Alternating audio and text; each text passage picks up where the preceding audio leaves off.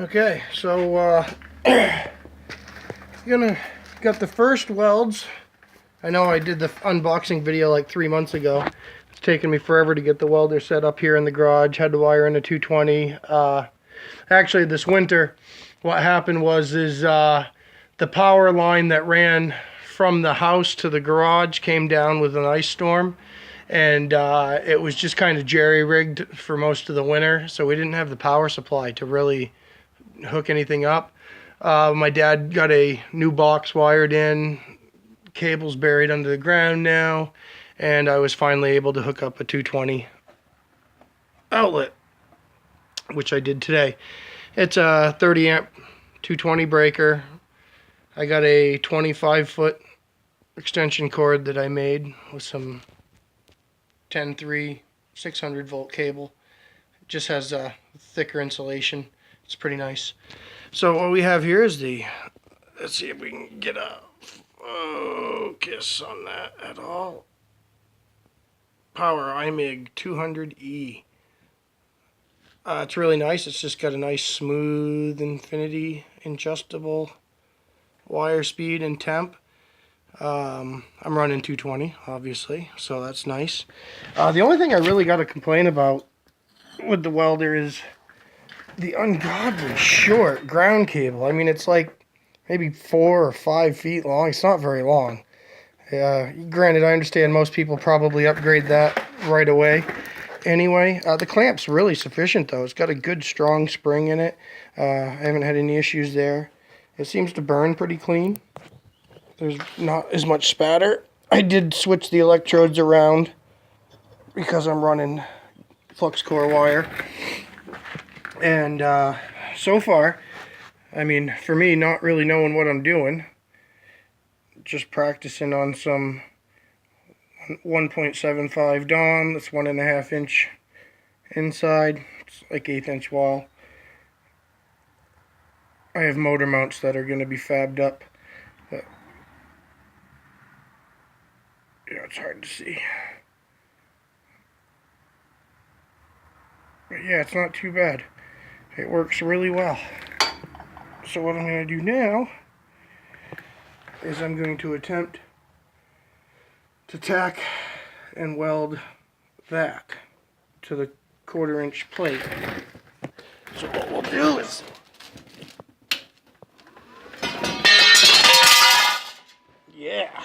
knock shit over, destroy stuff. Woohoo!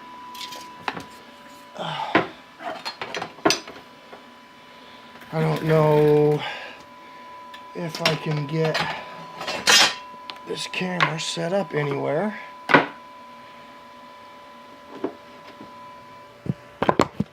Get a view of that.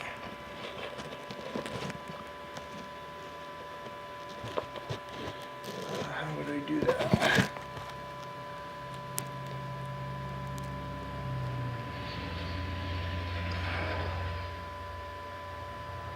Yeah, that might be good enough. I bought a Harbor Freight. It was on sale for $39.99. Probably just a tad better than the cheap one. It's got a little bit better sensitivity and delay adjustments. It's got the adjustable shade, so you can set it to grind too, which is kind of nice. But yeah, auto darkening, Harbor Freight, 40 bucks. It worked good.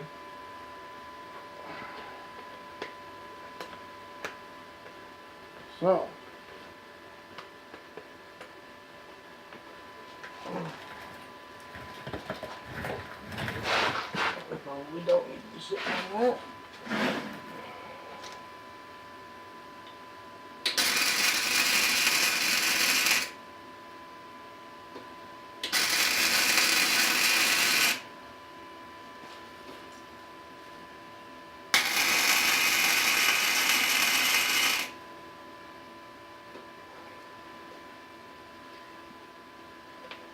Attack is attack, right? Let's see. I want a little bit more heat. Give me a tad more wire speed. But that's what's really nice about those adjustables, the infinities. They're just smooth. You can set that sucker wherever you want. It's kind of nice.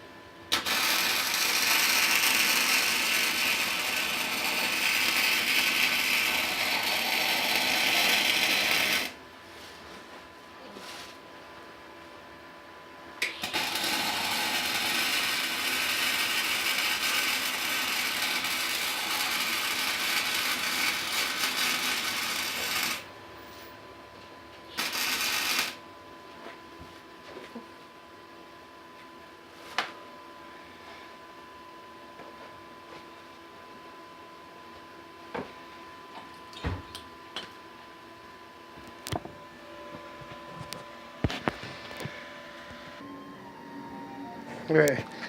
Sister-in-law stopped by to use the shop vac. So anyway, and you know, I am by no means a welder.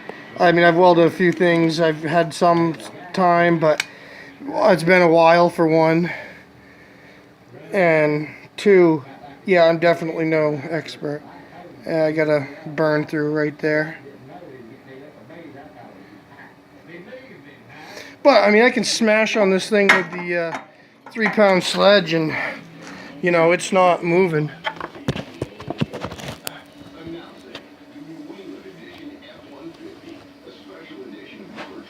Yeah.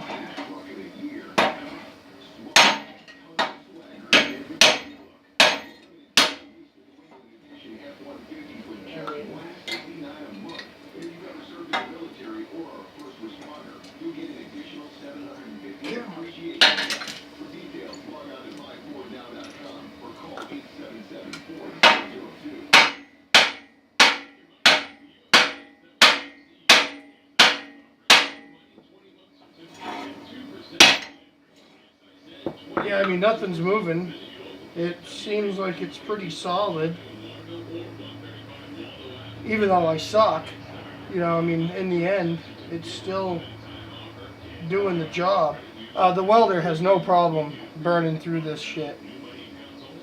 And I mean, it's only halfway up. Yeah, so all in all, I'm pretty impressed. I like it. Yeah, I think it's going to work out just fine. Now, there's no frills with that welder. There's, shit. You know, there's no door chart. You can't see shit. You know, there's no welding chart. I just have some Vulcan wire in it. Yeah, I can't remember where I saw this. AVE or Chucky or one of them guys. Wrap a piece of paper towel with a clip around your wire. It helps clean some of the shit off it before it goes through your liner. And it'll keep your liner clean. The thing with the Everlast welders is I had to buy drive wheels for flux core because it's got the rib, you know, it's got the teeth on it. They're not cheap. There's like 50 bucks shipped for 2 of them. But it is what it is. Short cable for the ground clamp. Shit, look, stepping all over stuff like I own it. Decent trigger. Stinger's got the ball cup on the end. Helps prevent strain. But yeah, all in all, I've seen a bunch of reviews on YouTube for the Everlast welders. Everybody seems to have pretty decent luck with them for the most part. Never this model though. The Power i-mig 200E. It's a pretty good machine. I like it.